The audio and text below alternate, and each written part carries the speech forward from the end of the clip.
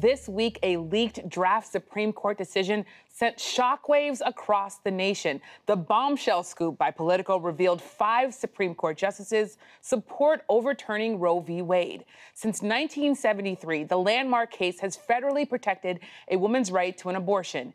In the document, Justice Samuel Alito wrote, "Roe was egregiously wrong from the start. It is time to heed the Constitution and return the issue of abortion to the people's elected representatives." Chief Justice John Roberts confirmed the authenticity of the text, but said it is not final. He also announced an investigation into the leak. If Roe is overturned, about half of the states in our country would likely ban abortion or heavily restrict it. Opponents of abortion rights applauded the news. Ultimately, you're murdering a child when you make that choice to abort, and we don't believe that murdering a human is a choice.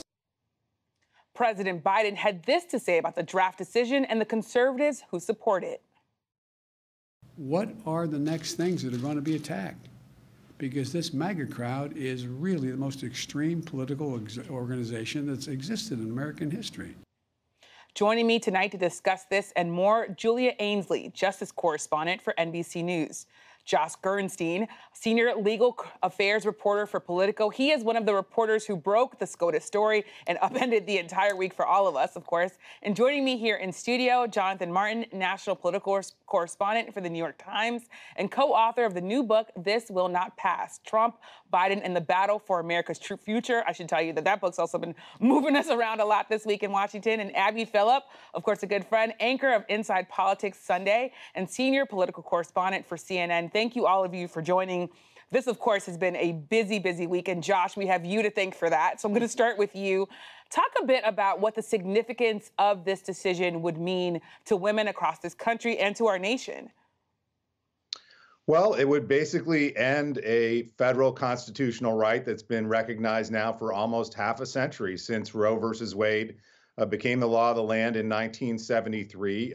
There has been a guarantee that someone seeking an abortion had the right to do so. There could be certain limits on that. Over the years, the limits on that have gotten stricter, but there was still a federal constitutional right in every state in this country. And if Justice Alito's draft opinion that we reported and made public on Monday becomes the Supreme Court's final word on this issue, you'd have really a situation of abortion haves and have-nots across the country, where you would have many states where abortion was relatively widely available and probably about 26 states where abortion is banned or very, very sharply restricted. You would then have women either trying to get medication abortions in those states or possibly travel through what might develop as a kind of underground railroad to get them out of those states and into other states where they could get legal abortions. It'd be a pretty dramatic change in the availability of abortion across the country. It would be a dramatic and really generational change. And I want to also ask you about some other reporting, which is that Chief Justice John Roberts said that there is going to be now an investigation. You told our reporters it's easier to say there's going to be an investigation than to carry one out. Talk about that and how vigorous you think the court will sort of look into this. And I also have to ask you, how worried are you about being targeted? Because, of course, this is your reporting that they will be looking into. Well, Yamiche, the reason I say that it's difficult is leak investigations are always difficult in any type of situation. They're the kind of things that most people in law enforcement don't actually like to carry out. It's a lot of work, and oftentimes they end unsuccessfully. The Supreme Court, I think, is in a particularly awkward position to do this because they don't really have an investigative branch internally. There's no inspector general of the Supreme Court. It's not clear that there's any legal violation here, any criminal violation. It's not clear whether the Justice Department or the FBI are interested in getting involved in this investigation. And so the mechanics of how the court will go about actually carrying this out are entirely unclear. They do have a relatively small police force, but they basically patrol the grounds and keep order in the court during arguments. So we don't really know how it will play out. And as far as Politico itself, we're committed to defending the story and the anonymity of the person familiar with the proceedings here that provided us a copy of this Alito draft opinion, and we'll just have to see how things play out. And Julia, you're, of course, a justice correspondent as well. I wonder what you've heard about this investigation, but also about the standing of Justice Roberts, who is the one, of course, pushing for this investigation.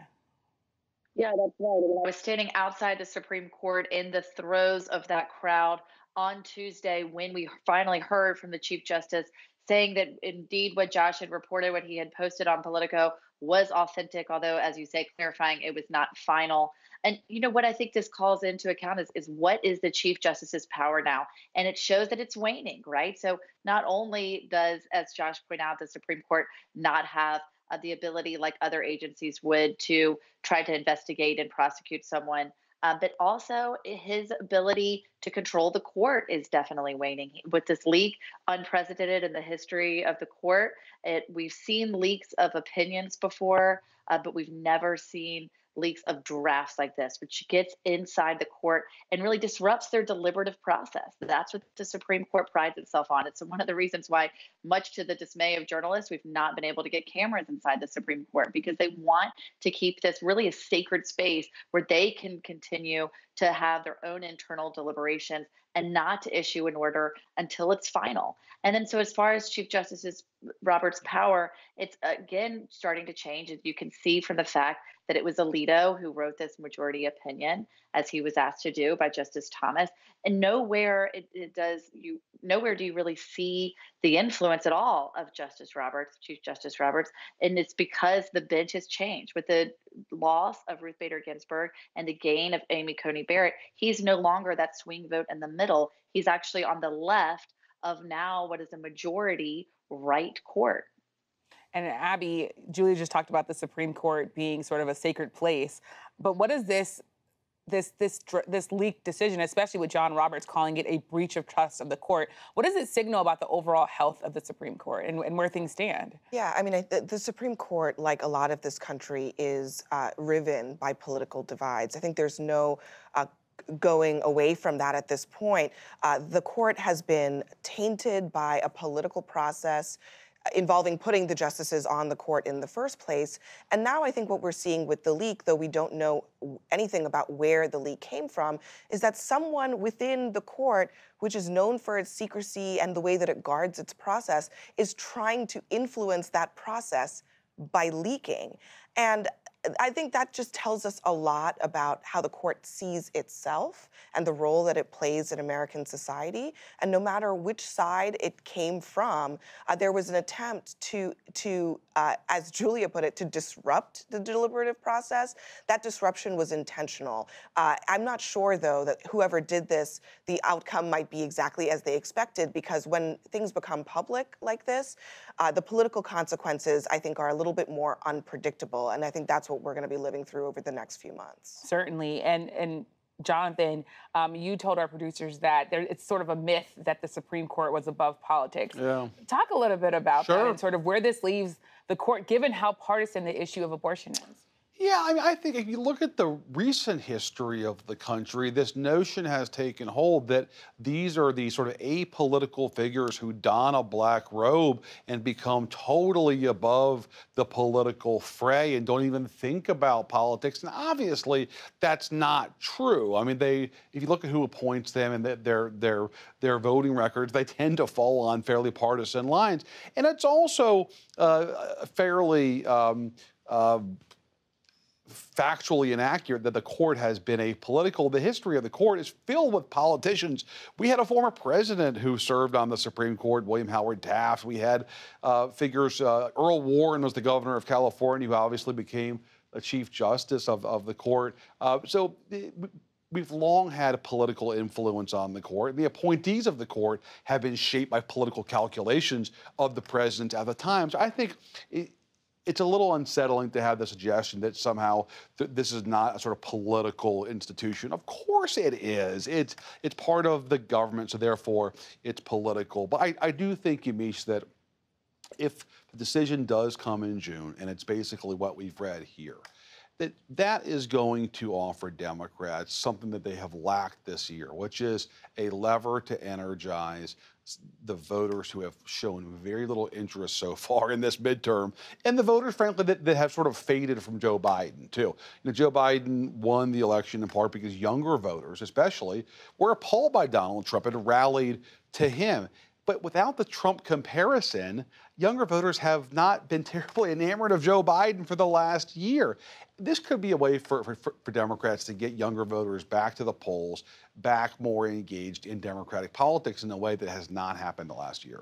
And the midterms issues of this is definitely something we're going to jump into and dig into. I do want to ask Josh, though, because Friday night, Justice Clarence Thomas said the court, quote, cannot be bullied.